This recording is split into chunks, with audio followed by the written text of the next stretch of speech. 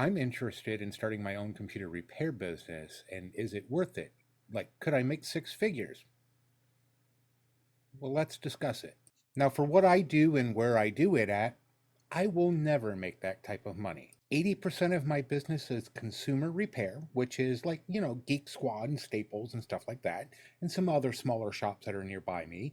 So that's 80% of my business. The other 20% is small businesses, not necessarily managed services, but kind of close to it. Now, where I do it at is in rural Ohio. I have 5 counties. Total population in 5 counties is like 250,000 people.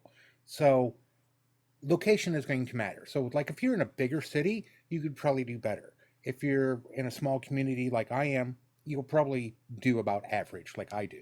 As you can see here, this is my total sales and expenses and profit for the year so far.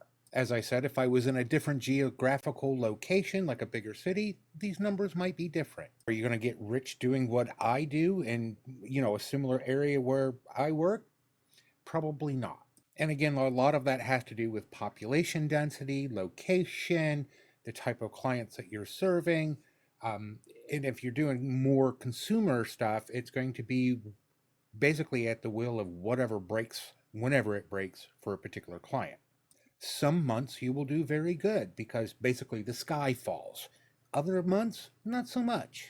Now, the biggest fallacy I've seen in my area, and I don't know if this is common everywhere, is people jump into like what I do for a living, and then within 2 years, they're out of business because they thought they were going to make $1 million. No, I did this because, well, it's what I love doing.